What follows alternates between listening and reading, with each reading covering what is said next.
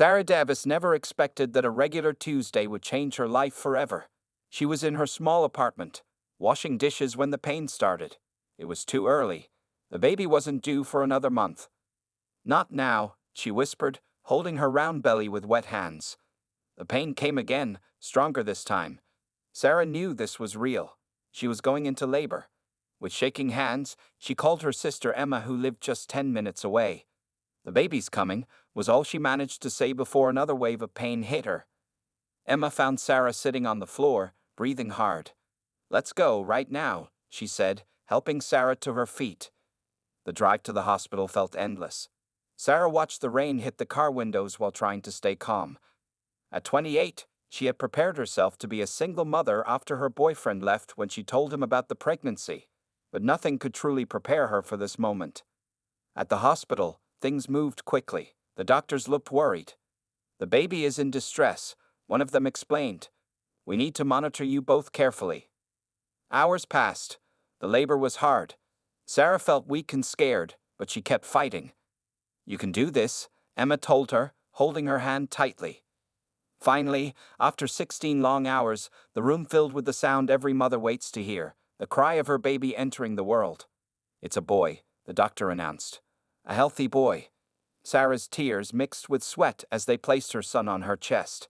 He was small but perfect, with a head of dark hair just like hers. She counted his tiny fingers and toes, relieved that despite the early arrival, he seemed okay. But then the nurse noticed something strange. "Doctor, look at this," she said, pointing to the baby's right hand. It was tightly closed in a fist. The doctor tried to open the small fingers gently, but the baby held on tight to whatever was inside. It was unusual for a newborn to have such a strong grip. "What is it?" Sarah asked, suddenly worried again. "Is something wrong?" "I don't think so," the doctor said slowly, "but he's holding on to something." With careful movements, a nurse helped open the baby's fingers one by one.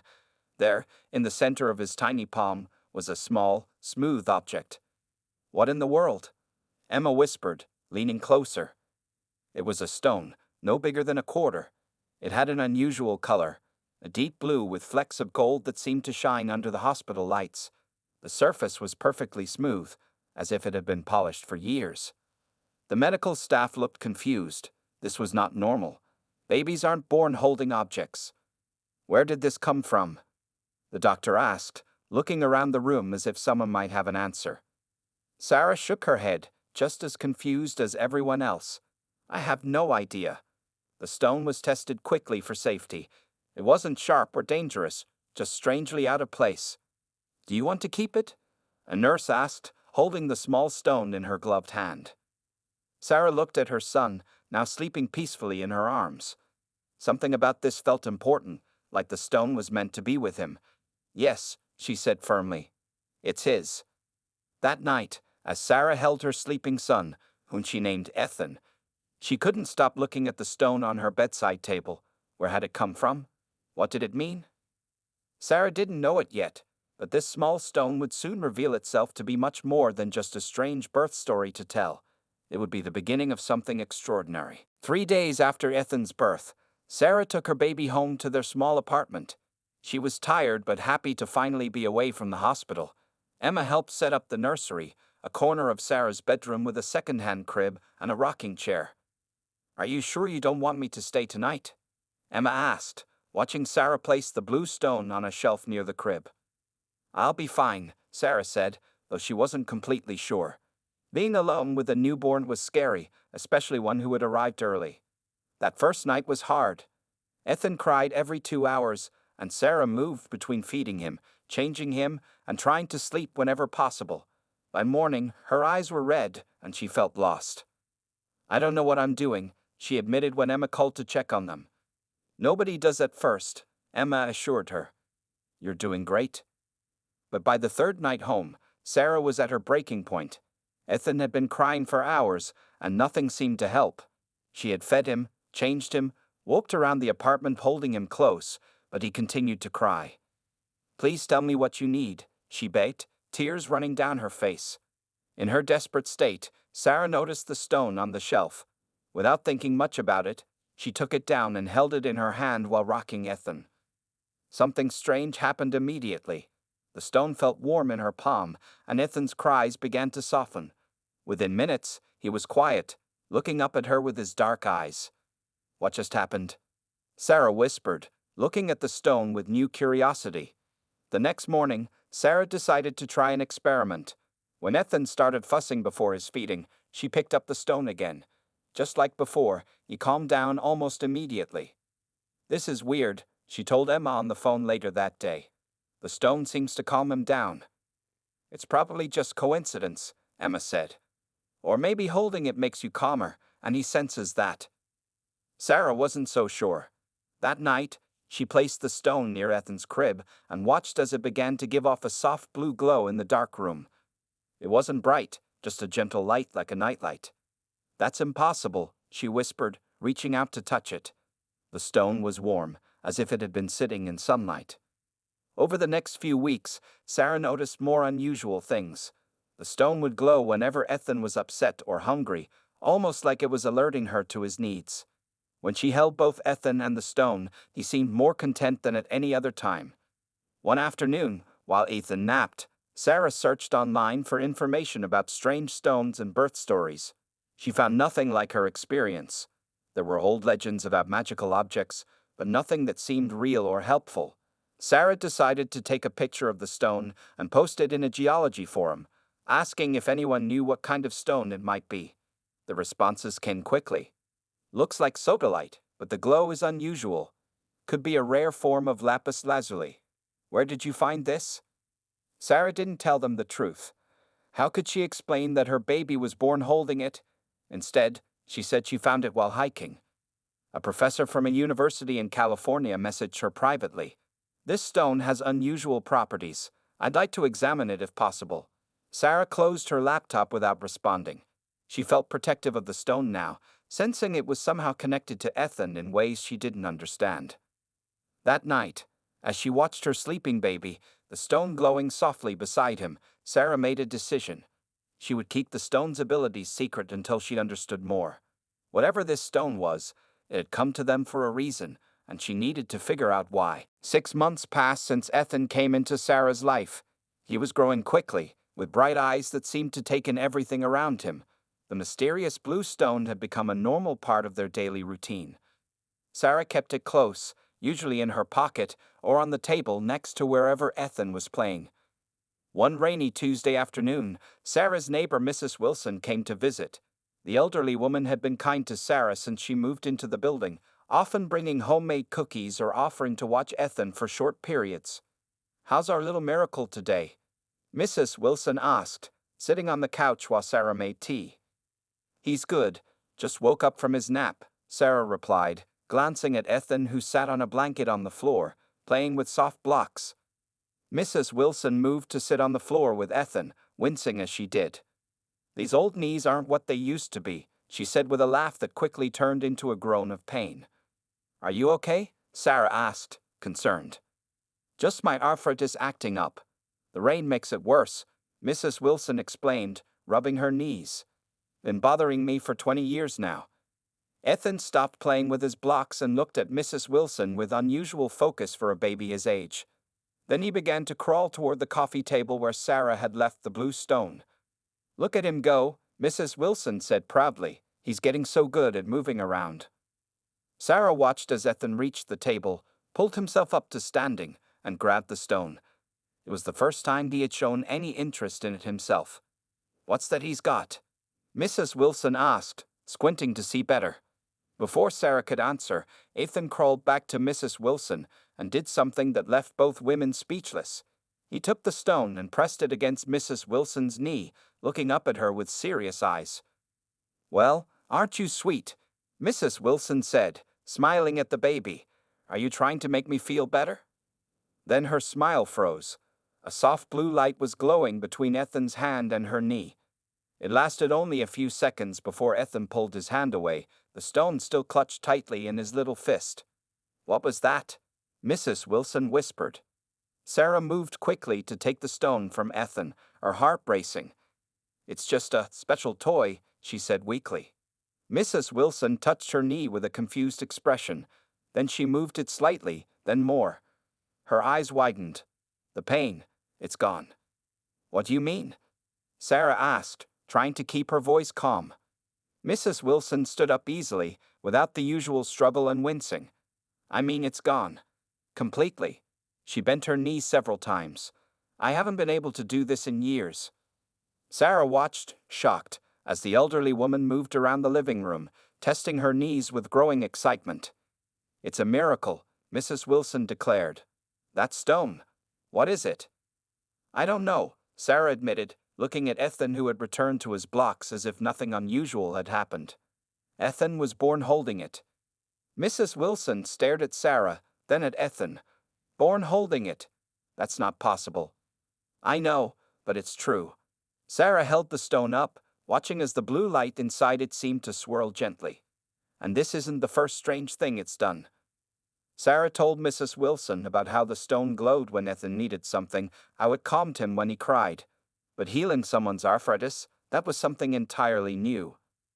You need to be careful, Mrs. Wilson said after listening to everything. People will want that stone if they find out what it can do. Sarah nodded, suddenly feeling protective not just of Ethan but of the stone as well. Please don't tell anyone about this. Mrs. Wilson promised to keep their secret, but as she left the apartment, walking easier than she had in decades, Sarah knew things had changed forever.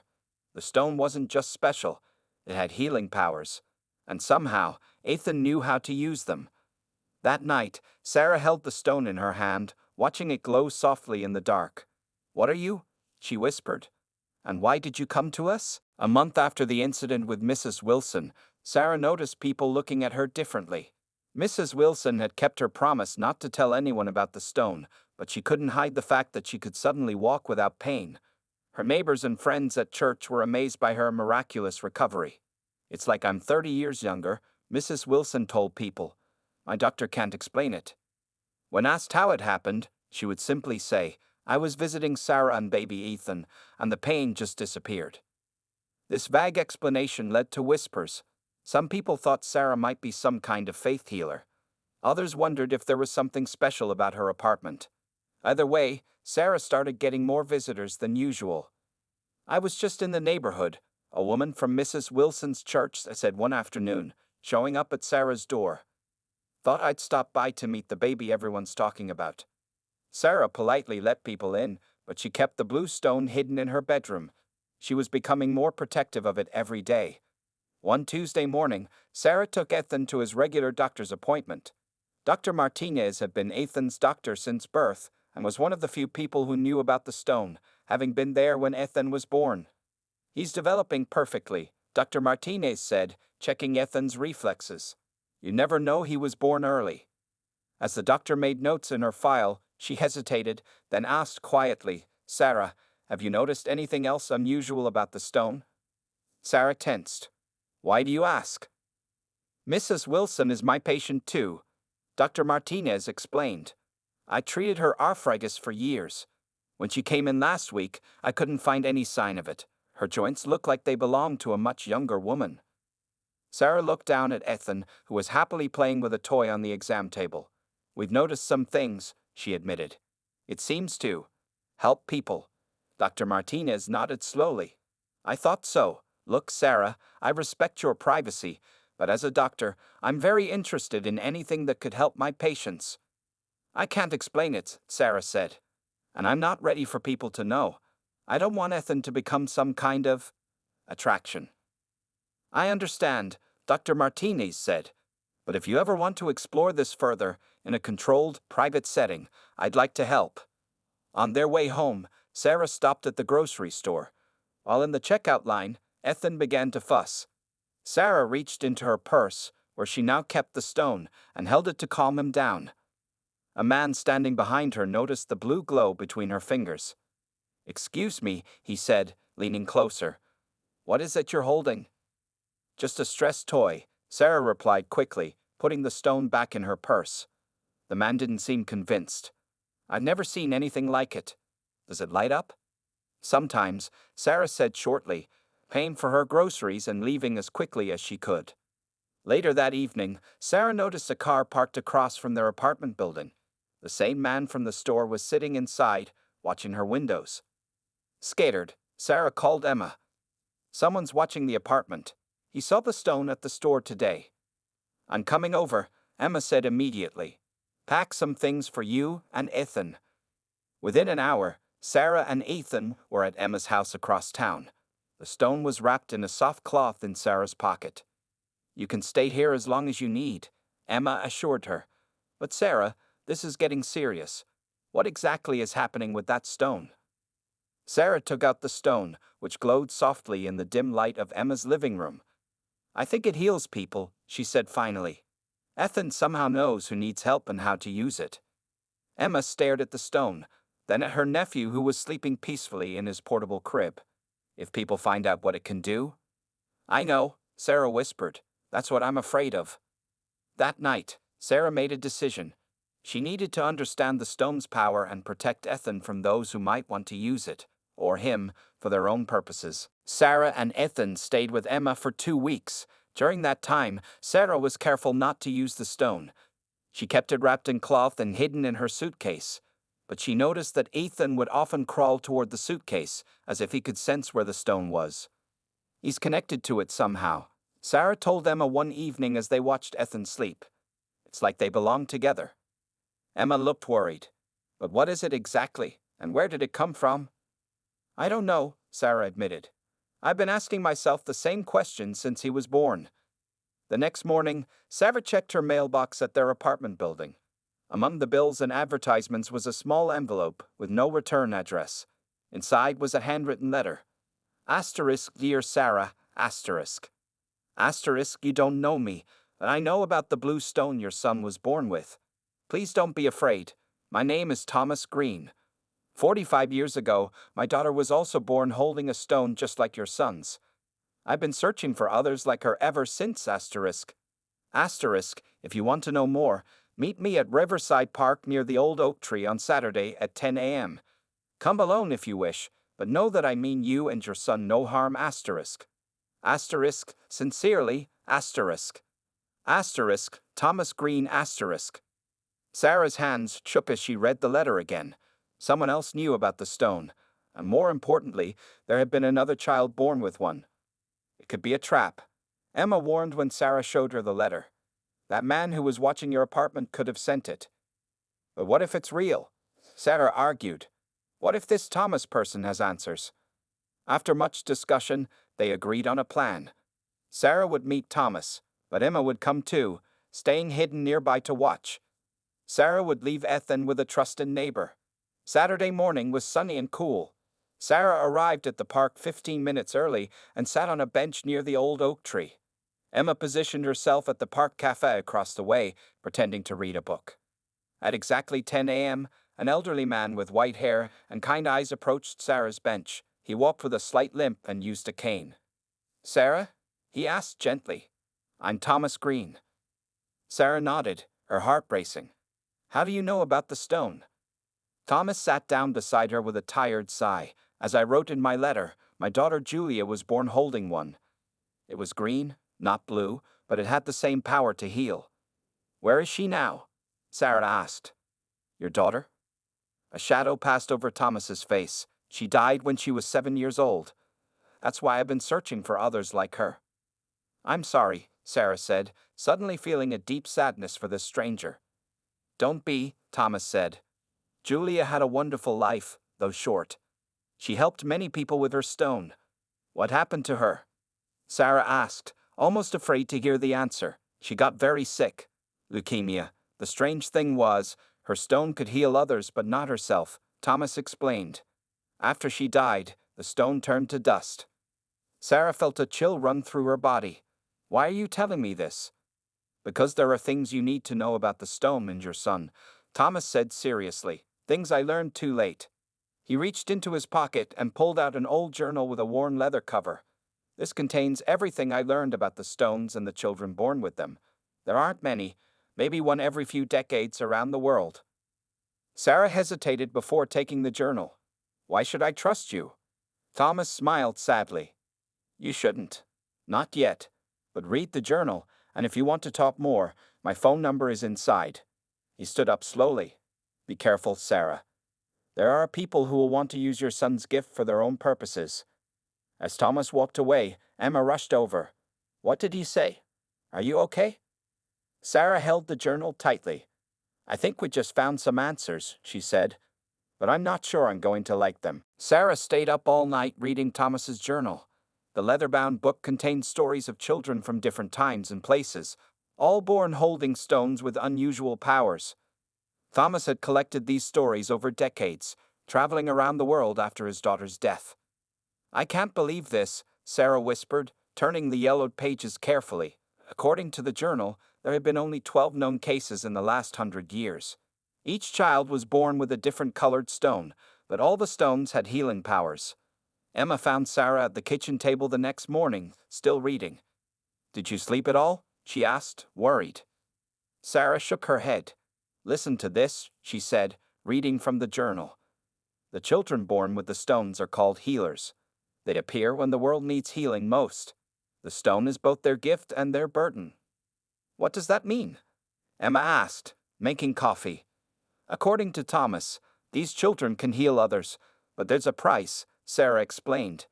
Each time the stone is used, it takes a little energy from the child. Emma sat down, suddenly serious. Are you saying that when Ethan healed Mrs. Wilson's arthritis, it hurt him? Not exactly. Small healings just make him tired, but big healings. Sarah's voice trailed off as she turned to another page. What? What happens with big healings? Emma pressed. Sarah pointed to a passage in the journal. The greater the healing, the greater the cost. Some healers have given too much and fallen into deep sleeps for days.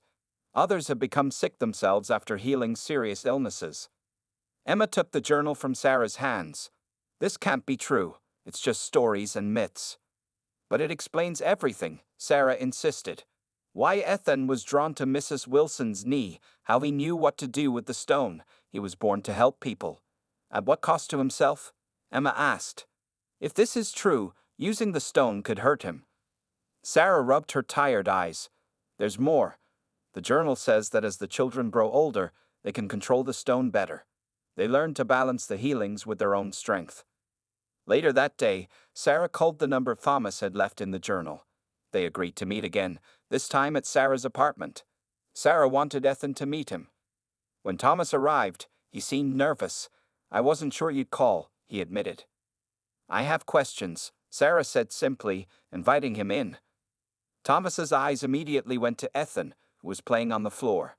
He looks healthy, he observed. How many healings has he done? Just one that we know of, Sarah replied. Mrs. Wilson's arthritis.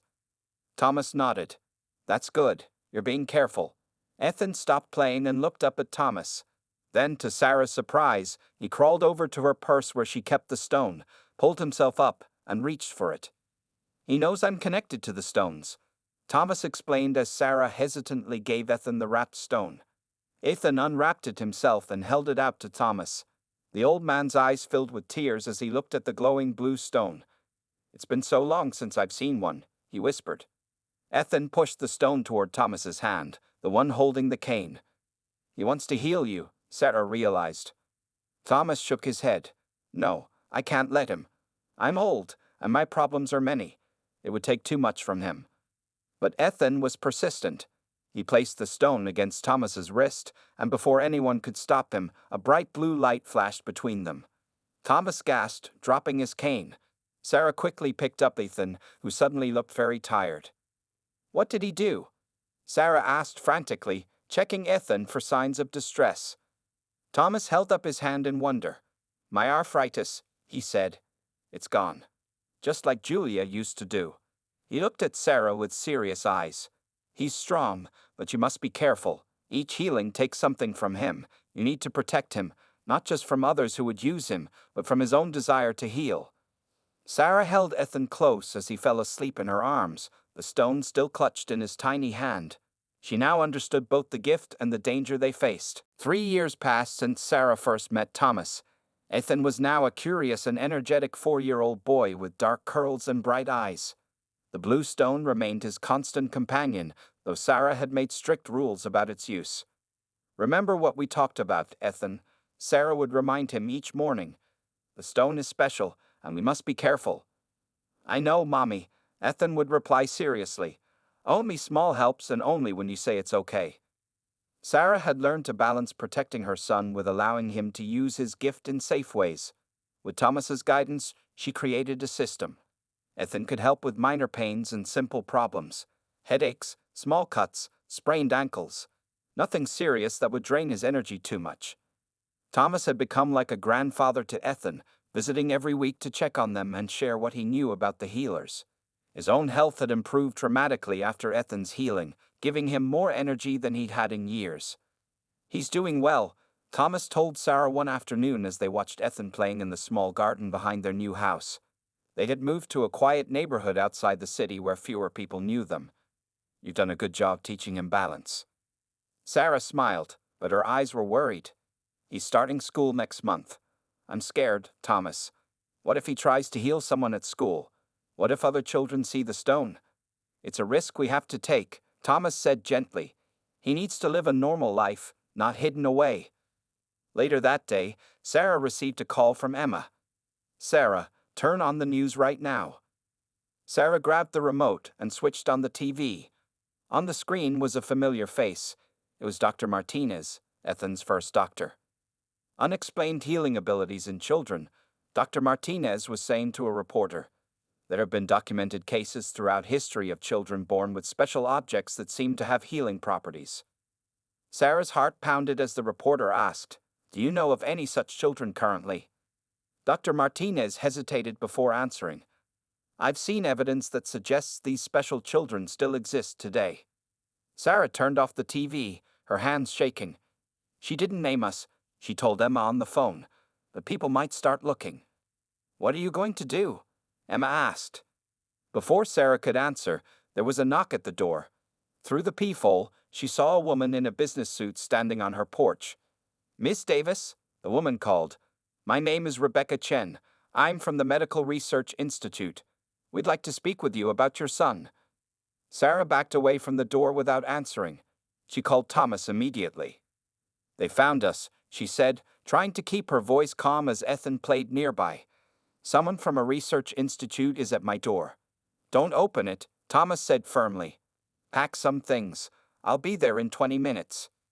Sarah quickly filled a backpack with clothes for herself and Ethan, along with his favorite toys and books.